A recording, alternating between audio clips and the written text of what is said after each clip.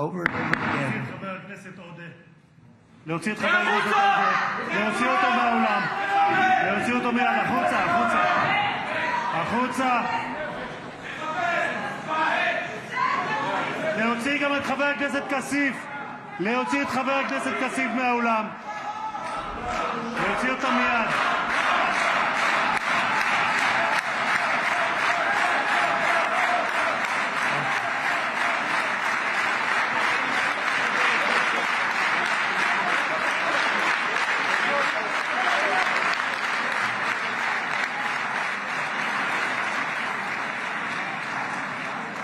Sorry for that, Mr. President. Thank you. Please.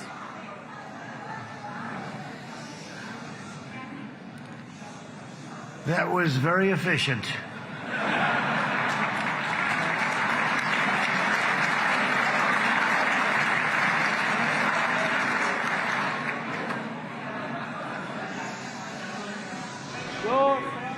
So back to Steve. He's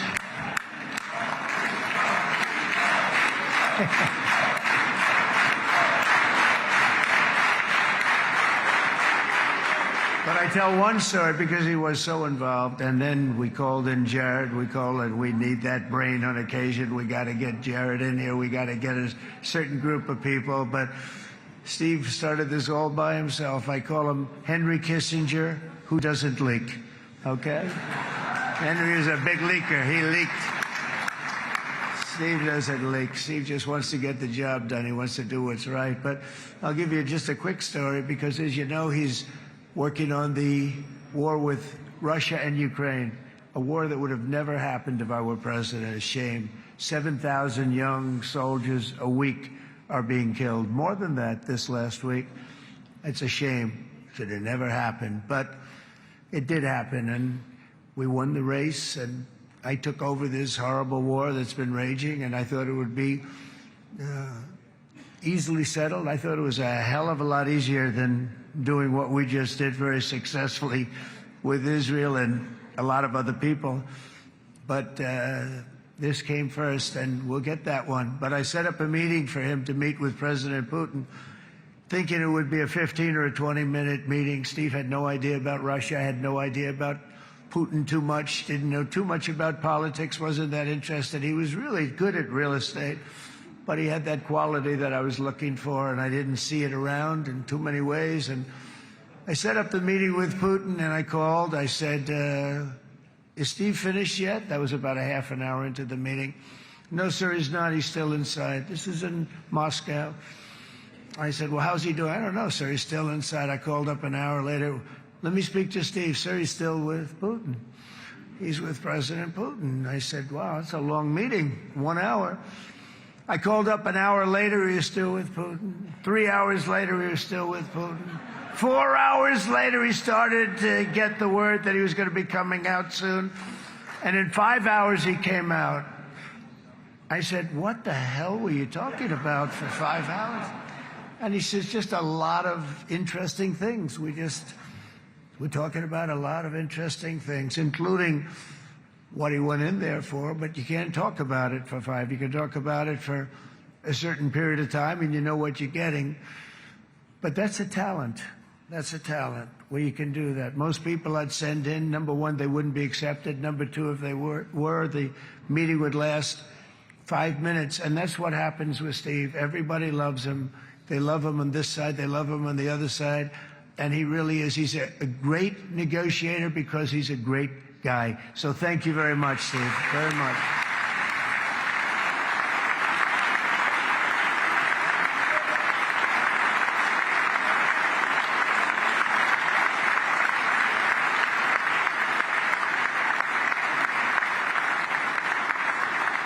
And let me also give a very special thanks to someone who truly loves Israel. In fact, loves it so much that my daughter converted. My daughter converted. I didn't know this was going to happen. And Ivanka's here.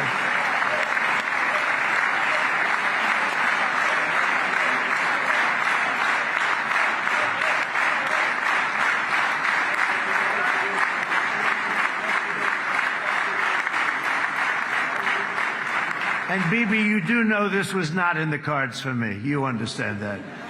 And she is so happy, and they are so happy. At least I think they're happy.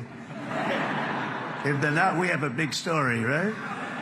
No, they have a great marriage, and they get along great. They're best friends. They have a very special relationship. But Jared has been so helpful. He really did something very special.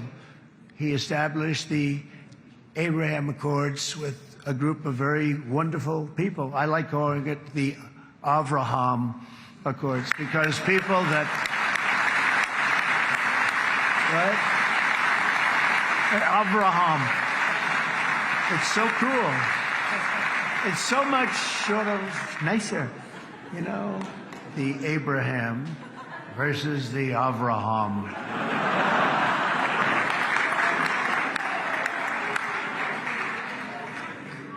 I just don't want to sound too sanctimonious when I do it, so, you know, I sort of split it up. This way we keep everybody happy.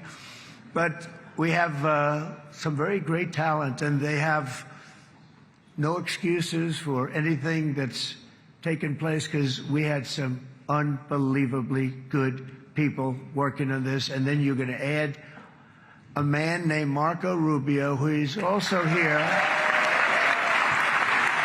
That's right.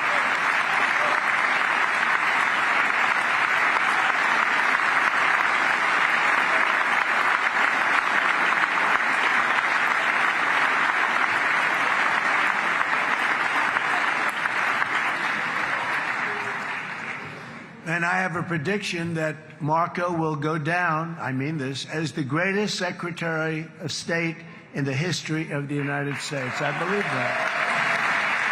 I believe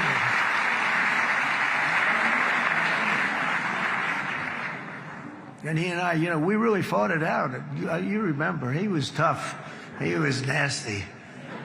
Who the hell thought this was going to happen, Marco, right? And now I'm saying he's going to go down as the greatest. He will. He was always smart and sharp, and people respect him. And then we have somebody who's young, but an unbelievable leader. I saw it a long time ago, and he's turned out to be even better than we thought. Right, Susie? I think even better. And that's Pete Hegseth, who is our Secretary of War, formerly Secretary of Defense.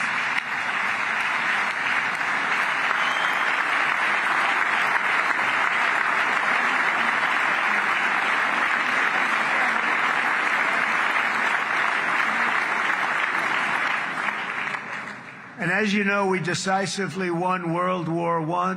We decisively won World War II decisively. And everything in between and everything before it, we won everything. And then they had the brilliant idea of changing the name from war, you know, it was war, to defense. And with that went a certain thinking. And we fought in a very politically correct way after that. We always had the strongest military, and now we have a stronger military than we've ever had before. Because of my first term, I've totally rebuilt the military, every aspect of it.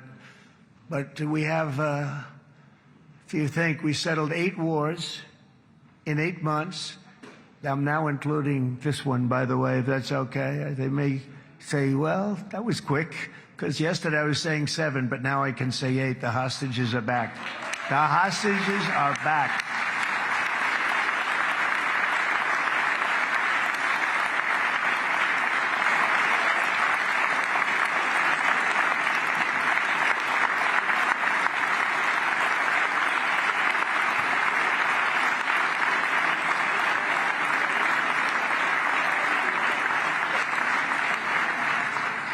It is a good feeling. Isn't that nice to say? You know, I just said the hostage. First time I said the hostages are back. It feels so good to say it. But when you settle 8 wars in 8 months, that means you don't like war. Everyone thought I was going to be brutal. In fact, I remember Hillary Clinton during a debate, she said, look at him. He's going to go to war with everybody. And actually, she said, he's got a personality that's all about war. No, my personality actually is all about stopping wars, and it seems to work. It seems to work.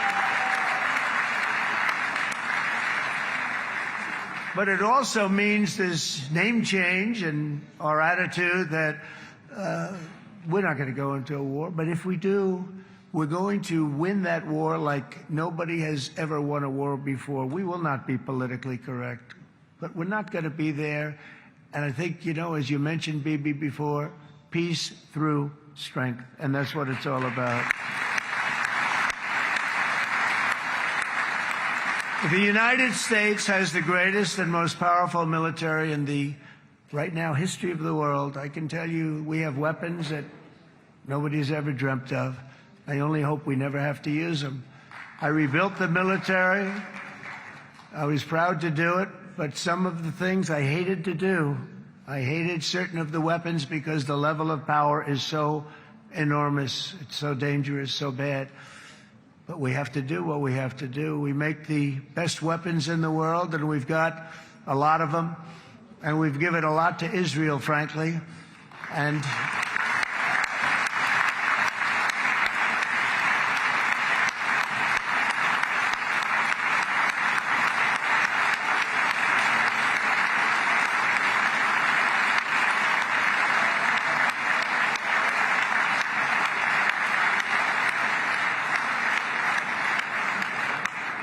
I mean, Bibi would call me so many times, can you get me this weapon, that weapon, that weapon? Some of them I never heard of, Bibi, and I made them.